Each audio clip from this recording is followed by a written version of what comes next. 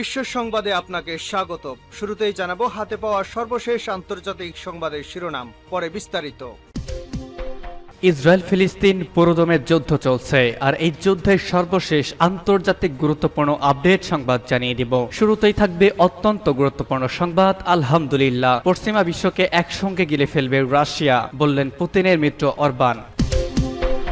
এরপর থাকবে অত্যন্ত সুখবর, নেতানিয়াহুর বিরুদ্ধে গ্রেপ্তারি পরোয়ানার আবেদনের মার্কিন সিনেটরের সমর্থন। আরও জানিয়ে দিব ইসরায়েলের আরও 3 জিম্মির মরদেহ উদ্ধার। এরপর থাকবে রাশিয়া ইউক্রেন যুদ্ধের সর্বশেষ তথ্য, রাশিয়ার ক্ষেপণাস্ত্র হামলায় খার্কিভে নিহত 7। এবং সর্বশেষ জানাবো ভয়াবহ গরম তাপপ্রবাহ, পাকিস্তানে বন্ধ হচ্ছে একের পর এক স্কুল। পশ্চিমা বিশ্বকে একসঙ্গে গিলে ফেলবে না রাশিয়া, বললেন পুতিনের মিত্র অরবান। পশ্চিমা সামরিক জোট ন্যাটোর কোন সদস্য দেশের ওপর রাশিয়া হামলা চালাবে এমন আশঙ্কা ভিত্তিহীন। 3 বছরে ইউক্রেন যুদ্ধে তাদের সক্ষমতার সীমাবদ্ধতার বিষয়টি সামনে চলে এসেছে। শুক্রবার তথা আজ এক সাক্ষাৎকারে এসব কথা বলেছেন হাঙ্গেরির প্রধানমন্ত্রী ভিক্টর অরবান। খবর রয়টার্সের। 2010 সাল থেকে ইউরোপীয় ইউনিয়ন ও ন্যাটোর সদস্য হাঙ্গেরির ক্ষমতায় আছেন জাতীয়তাবাদী নেতা অরবান। তিনি রুশ প্রেসিডেন্ট ভ্লাদিমির পুতিনের মিত্র হিসেবে পরিচিত। 2022 সালে ফেব্রুয়ারিতে রাশিয়া ইউক্রেনে পূর্ণ মাত্রায় আগ্রাসন শুরু করলে অন্যান্য পশ্চিমা দেশ কিয়েভকে অর্থ ও অস্ত্র সহায়তা দিলেও বিরত থাকে বুদাপেস্ট। এমনকি ইউক্রেনকে সহায়তা করার জন্য ন্যাটোর দীর্ঘমেয়াদী পরিকল্পনা থেকে বেরিয়ে আসতে চায় দেশটি। ন্যাটোর এই পরিকল্পনাকে পাগলাটে মিশন বলে মন্তব্য করেছেন তাদের দেশের পররাষ্ট্রমন্ত্রী। আজ এক সাক্ষাৎকারে পাবলিক রেডিওকে অরবান বলেছেন, ইউক্রেনীয়দের সঙ্গে একটি গুরুতর ও কঠিন যুদ্ধে লড়ছে রুশ সামরিক বাহিনী। তাদের যদি ইউক্রেনীয়দের একেবারে পরাজিত করে ফেলার মতো শক্তি থাকত, তাহলে তারা ইতিমধ্যেই তা করতে ফেলত। তিনি বলেন, ন্যাটোর সামরিক সক্ষমতা ইউক্রেনের চেয়ে অনেক বেশি, তাই রাশিয়া বা অন্য কোনো দেশ ন্যাটোর বিরুদ্ধে আক্রমণ করবে এমন সম্ভাবনা কম। হাঙ্গেরির প্রধানমন্ত্রী বলেন, রাশিয়া যারা এমনকি ইউক্রেনকে পরাজিত করতে পারে না, হঠাৎ করে এসে পুরো পশ্চিমা বিশ্বকে গিলে ফেলবে, বিষয়টি আমি যৌক্তিক বলে মনে করি না, এর সম্ভাবনা খুবই কম। নেতানিয়াহুর বিরুদ্ধে গ্রেপ্তারি পরোয়ানার আবেদনে মার্কিন সিনেটরের সমর্থন। ইসরায়েলের প্রধানমন্ত্রী বেনিয়ামিন নেতানিয়াহু সহ অন্য নেতাদের বিরুদ্ধে আন্তর্জাতিক অপরাধ আদালতে করা গ্রেপ্তারি পরোয়ানার আবেদনে সমর্থন জানিয়েছেন প্রভাবশালী মার্কিন সিনেটর বার্নি স্যান্ডার্স। একই সঙ্গে আন্তর্জাতিক আইনকে সম্মান করার জন্য মার্কিন যুক্তরাষ্ট্রের প্রতি আহ্বান জানিয়েছেন তিনি। খবর আনাদোলু এজেন্সির। মঙ্গলবার রাতে বার্নি স্যান্ডার্স বলেন, আমি দেখছি আইসিসি আন্তর্জাতিক আইন ন্যূনতম শালীনতার মান বজায় রাখার চেষ্টা করছে।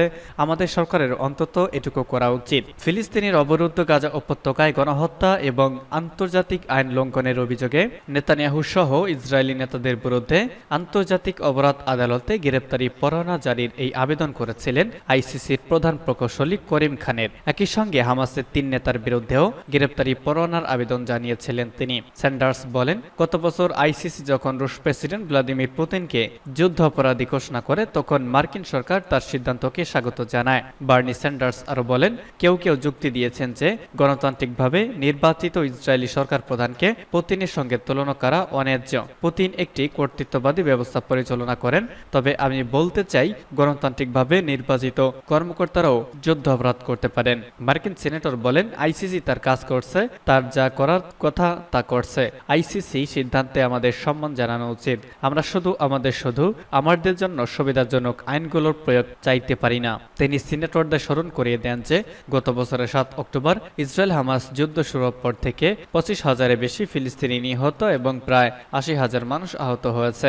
বার্নি স্যান্ডার্স বলেন, ইসরায়েলের অধিকার রয়েছে হামাসের বিরুদ্ধে দাঁড়ানোর, কিন্তু তাই বলে নারী শিশু সহ গাজার নিরীহ জনগণের বিরুদ্ধে সর্বাত্মক যুদ্ধ চালানোর অধিকার নেতানিয়াহুর নেই। তিনি বলেন, ইসরায়েল যা করছে তার পরিণতি তাকে ভোগ করতেই হবে। তিনি বলেন, আইসিসি যা করেছে তা বিশ্ব সম্প্রদায়ের জন্য গুরুত্বপূর্ণ এই অর্থে যে আমরা মানব জাতিকে বর্বরতার দিকে নামতে দিতে পারি না। ইসরায়েলের আরও 3 জিম্মির মরদেহ উদ্ধার। ইসরায়েলের আরও 3 জিম্মির মরদেহ গাজা থেকে উদ্ধার করা হয়েছে, ইসরায়েল প্রতিরক্ষা বাহিনী আইডিএফ। খবর বিবিসি জানিয়েছে। 7 অক্টোবর ইসরায়েলে হামলা চালায় ফিলিস্তিনি সশস্ত্র গোষ্ঠী হামাস। এতে প্রায় 1200 ইসরায়েলি প্রাণ হারায়। হামাস হামলার পাশাপাশি 252 জনকে জিম্মি করে গাজায় নিয়ে যায়। তাদের মধ্যে মরদেহ পাওয়া যায় এই 3 জিম্মিও ছিলেন। তারা হলেন হানান ইয়াবলনকা, মিশেল নেসেনবাউম ও ওরিয়ন হার্নান্দেজ। আইডিএফ বলছে মরদেহ 3টি জাবালিয়া শহরের উত্তর দিক থেকে উদ্ধার করা হয়। ইসরায়েলের অভ্যন্তরীণ গোয়েন্দা সংস্থার সঙ্গে যৌথ অভিযানে তাদের উদ্ধার করা হয়। এক সপ্তাহ আগেই আরও 3 জিম্মির মরদেহ গাজা থেকে উদ্ধার করা হয়। ইসরায়েল বলছে এখনো প্রায় 130 জনের মতো জিম্মি রয়ে গেছে। রাশিয়ার ক্ষেপণাস্ত্র হামলায় খার্কিভে নিহত 7। রুশ বাহিনী ক্ষেপণাস্ত্র হামলা চালিয়েছে ইউক্রেনের উত্তর পূর্বাঞ্চলের শহর খার্কিভে। এতে অন্তত 7 জন নিহত সহ আরও আহত হয়েছেন। বিষয়টি নিশ্চিত করেছেন খার্কিভের অঞ্চলের গভর্নর ওলেগ সিনেগুগভ। ইউক্রেনীয় দ্বিতীয় বৃহত্তম শহরটিতে 15টি ক্ষেপণাস্ত্র হামলা চালিয়েছে রাশিয়া। এই সময় হতাহতের ঘটনা ঘটে। হামলায় এখনও 2 জন নিখোঁজ রয়েছেন। ইউক্রেনের এই কর্মকর্তা স্থানীয় বাসিন্দাদের নিরাপদে থাকার আহ্বান জানিয়েছেন। খবর রয়টার্সের। ইউক্রেনের রাষ্ট্রীয় রেলওয়ে কোম্পানির পক্ষ থেকে বলা হয়েছে রুশ হামলায় বেশ কিছু স্থাপনা ক্ষতিগ্রস্ত হয়েছে। এছাড়া কয়েকজন কর্মী আহত হয়েছেন। চলতি মাসের শুরুর দিকে রাশিয়ান বাহিনী অঞ্চলটিতে নতুন করে হামলা শুরু করেছে। সিনেগুগভ বলেছেন পেলেতিনিভকা ও ভবকোসান্স্ক শহরের কাছে লড়াই চলছে। সামাজিক যোগাযোগ মাধ্যম এক্সে তিনি বলেন, এই দুর্বলতা আমাদের না বিশ্বের, যারা 3 বছর ধরে সন্ত্রাসীদের সঙ্গে তাদের প্রাপ্য অনুযায়ী মোকাবেলা করার সাহস করেনি। এই হামলার বিষয়ে ইউক্রেনের প্রেসিডেন্ট ভলোদিমির জেলেনস্কি বলেন, এই হামলা বোঝাচ্ছে আমাদের আকাশ প্রতিরক্ষা ব্যবস্থার যে অভাব, যারই ফায়দা নিচ্ছে রাশিয়া। ভয়াবহ গরম তাপপ্রবাহ। পাকিস্তানে বন্ধ হচ্ছে একের পর এক স্কুল। অস্বাভাবিক গরম তাপপ্রবাহের কারণে পাকিস্তানের 4 প্রদেশ ও 3 কেন্দ্রশাসিত অঞ্চলের প্রশাসন স্কুলগুলোর নিয়মিত ক্লাস কার্যক্রম স্থগিত রাখার নির্দেশ দিতে বাধ্য হচ্ছে।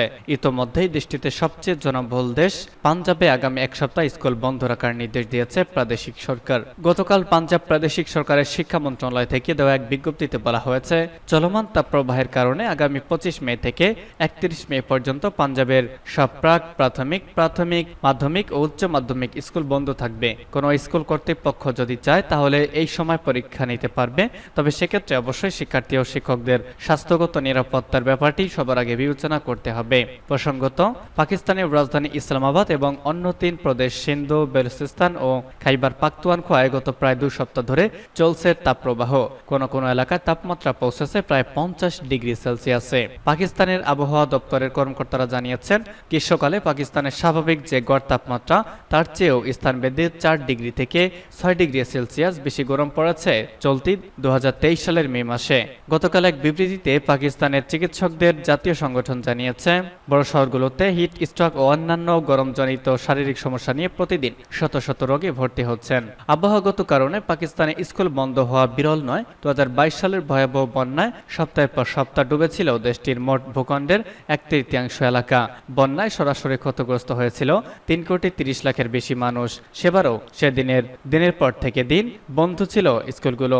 রাজধানী ইসলামাবাদে এক সংবাদ সম্মেলনে প্রধানমন্ত্রী শাহবাজ শরীফের জলবায়ু বিষয়ক উপদেষ্টা রবিনা খুরশিদ আলম বলেন, পাঞ্জাবের 26টি জেলার সবগুলোতে, সিন্ধের দক্ষিণাঞ্চলে এবং বেলুচিস্তানের দক্ষিণ পশ্চিমাঞ্চলে কয়েকদিন আগে থেকে ব্যাপক তাপপ্রবাহ শুরু হয়েছে এবং আগামী অন্তত 1 সপ্তাহ এই অবস্থা থাকবে। উষ্ণতা বৃদ্ধির কারণে বিশ্বের যেসব দেশ বর্তমানে সবচেয়ে বেশি আবহাওয়াগত দুর্যোগ ও ক্ষয়ক্ষতির শিকার হচ্ছে, সেসব দেশের তালিকায় 5ম স্থানে আছে পাকিস্তান, সংবাদ সম্মেলনে বলেছেন রবিনা।